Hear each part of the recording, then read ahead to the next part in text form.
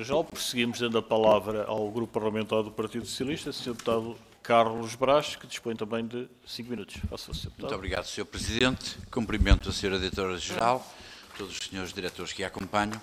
De facto, como já aqui foi referido pelo Sr. Presidente, esta já é a 4ª vez que nos encontramos aqui a tratar deste tema. E esta situação deixa os cidadãos perplexos, deixa os autarcas perplexos, ansiosos e frustrados. A Associação Nacional de Municípios e a respectiva secção de energias renováveis idem, aspas, aspas, e nós continuamos esta saga sem um fim à vista. Claro que isto é uma causa justa, legítima e nobre e nós não baixaremos os braços até que seja cobrado o que é devido em termos de impostos, seja selo, seja IMT ou seja IMI. E porquê é que há tanta perplexidade à volta deste tema das barragens? Porque são negócios milionários sem serem tributados e são vantagens patrimoniais monstruosas à custa do erário público. Qualquer cidadão, qualquer contribuinte que se atrase tem uma execução e logo a seguir uma penhora. E, portanto, o que se verifica aqui é uma inversão do histórico e do modus operandi da autoridade tributária. Em princípio, deveria liquidar e cobrar e depois logo se veria a questão da litigância. Não é isso que tem estado a acontecer com esta situação.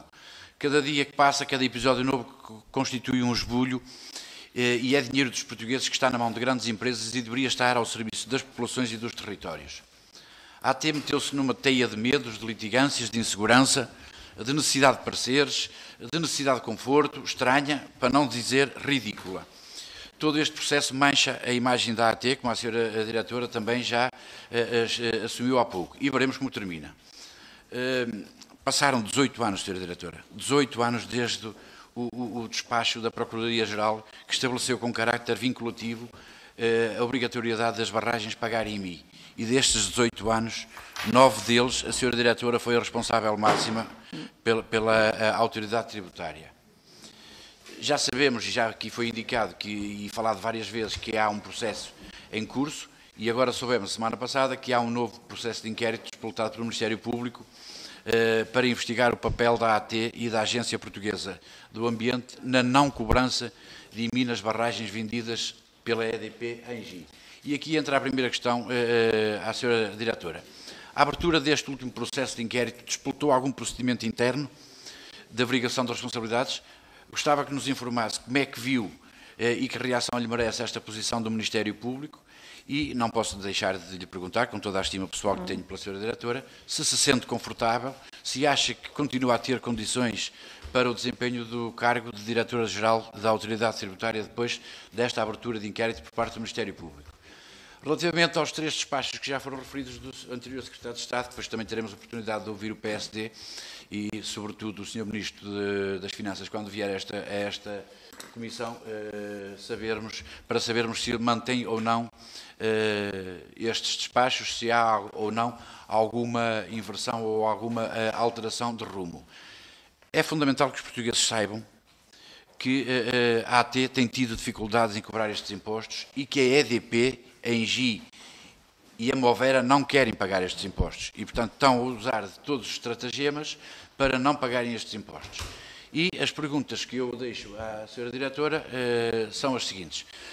Destas liquidações que anunciou há pouco, que foram feitas, em quais delas é que a avaliação foi feita tendo em conta os equipamentos, sejam os órgãos de segurança, sejam os órgãos de exploração. E depois também tentar que a Sra. Diretora nos explique qual foi o valor cobrado por aproveitamento em 2023. Quais as avaliações e liquidações que foram alvo de reclamação, de recurso hierárquico ou de impugnação judicial. E também saber se a AT está a implementar as orientações deste último despacho de 4 de março do Sr. Secretário de Estado dos Assuntos Fiscais relativamente à avaliação do valor patrimonial tributário das barragens. Depois, numa segunda ronda, teremos outras questões para colocar. Muito obrigado. Muito obrigado. Muito obrigado, Sr. Deputado Carlos Brás. A palavra da Sra. Diretora-Geral. Obrigado, Sr. Deputado. Bem, então, relativamente ao trabalho, A arrecadação da receita, é assim, a AT não tem nenhuma diferença no tratamento, na cobrança destas liquidações relativamente à generalidade dos administrados e, portanto, não tem nem receios, nem vacila, nem anda enredada em pareceres, nem escudada em coisa nenhuma. Está simplesmente a seguir a sua linha de orientação na forma como sempre interpretou a lei e sempre seguiu as orientações da tutela quando as recebeu. Quanto à razão que leva a que alguns destas liquidações possam não ser pagas enquanto decorre o contencioso, resultam de leis aprovadas nesta Assembleia que permitem causas suspensivas quando os contribuintes impugnam e apresentam garantias que lhes permitem, com isso, manter suspensos os processos executivos. É uma coisa que a Assembleia terá que revisitar se as garantias são para todos os contribuintes ou não. Admito que os mais pequenos contribuintes, menos capazes de assegurar a sua defesa, poderão estar desprotegidos. Mas isso é uma questão que talvez mereça um cuidado especial, que agora, neste caso, não há nenhuma distinção, nem a AT coloca estes sujeitos passivos em situação de vantagem. Diga. Ó, Sr. Deputado, eu vou-lhe dizer assim, a AT, e eu acho que é preciso ter noção, o despacho, o parecer do Conselho Consultivo nunca foi ignorado pela autoridade tributária e nunca deixou de ser cumprido. Era, enfim, de conhecimento das sucessivas tutelas, o tratamento que estes imóveis tinha face à qualificação de bens do domínio público. E, portanto, isso não significava não seguir a orientação do parecer do Conselho Consultivo, obrigava a que, perante circunstâncias concretas, ele fosse aplicado. E isso foi o que sempre fizemos e as orientações que transmitimos aos serviços. O que afastámos em inscrição na matriz foi quando estávamos em presença de bens do domínio público. Com o despacho do Sr. Secretário de Estado, 222 de 2023, essa questão, por orientação da tutela, foi dito, isso deve ser desconsiderado, essa preocupação de bens do domínio público e, portanto, devem fazer todas as avaliações. Naturalmente que nós fizemos, mas isso não nos competia a nós tomar a decisão de desconsiderar os bens do domínio público como tal. E, portanto, não é 8 anos nem 18 anos.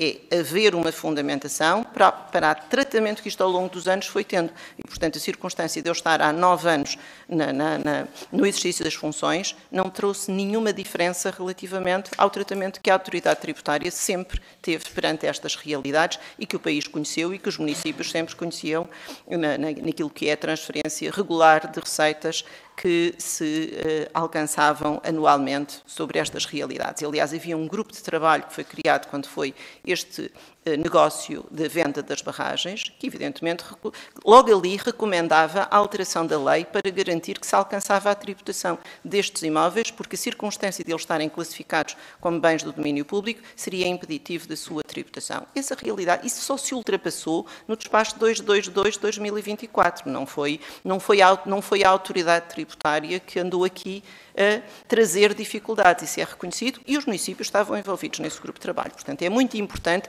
que não se façam afirmações, mais uma vez que desacreditem as instituições e que retirem a confiança dos cidadãos naqueles que os servem todos os dias com rigor e com isenção. E isso acho muitíssimo, que precisamos ter todos muitíssimo cuidado se não queremos evoluir para outras dificuldades que com certeza todos conhecemos bem no país.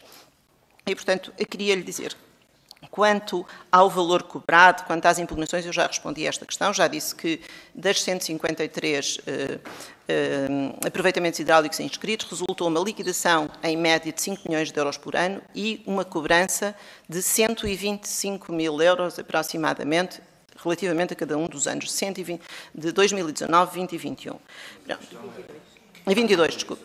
Diga? Das 153 aproveitamentos hidráulicos que estão inscritos na matriz e cujas liquidações foram realizadas.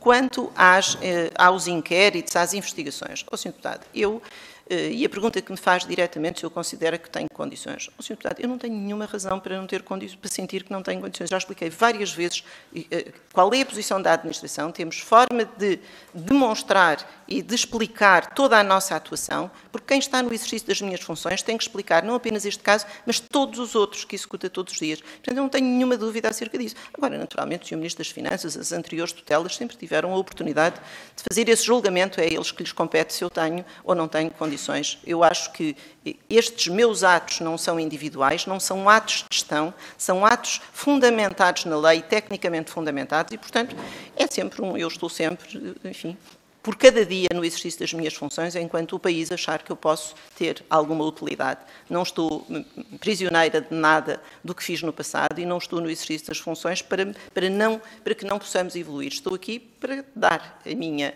também para assumir as minhas responsabilidades e para explicar e para estar ao lado da equipa que todos os dias trabalha nisto e sentir que não está só, que eu não estou aqui com dúvidas relativamente à qualidade e ao rigor com que todos os dias enfrentam estas dificuldades que são complexas e, portanto, não tememos o contencioso. Sabemos que ele não é um amigo da cobrança, porque a existência de contencioso hoje permite a quem o pode exercer todas estas prerrogativas de suspender os processos e não pagar. Mas isso são os senhores deputados que têm que alterar aqui, mudar as leis e achar que isso não é permitido. Não é a administração que tem que se insurgir contra isso. A administração só pode contestar as ações judiciais. Quanto aos atos, às investigações, nós sabemos, enfim, ao Tribunal de Contas nós já enviamos toda a informação sobre esta matéria, enfim, não agora. E agora, quando tivemos notícia de que o Ministério Público estava a avaliar qual era a responsabilidade da autoridade tributária no âmbito desta avaliação de IMI, enviámos toda a informação, tomámos a iniciativa de enviar, soubemos pela imprensa, mas enviámos tudo quanto enviámos para o Tribunal de Contas e manifestámos a nossa disponibilidade para enviar tudo o que mais se revelasse necessário e para esclarecer tudo o que entendessem, porque não temos verdadeiramente nada que nos, enfim, que nos deixe inquietos. Pronto, é isso que fazemos todos os dias e, portanto, creio que as pessoas estarão com certeza em condições de o fazer.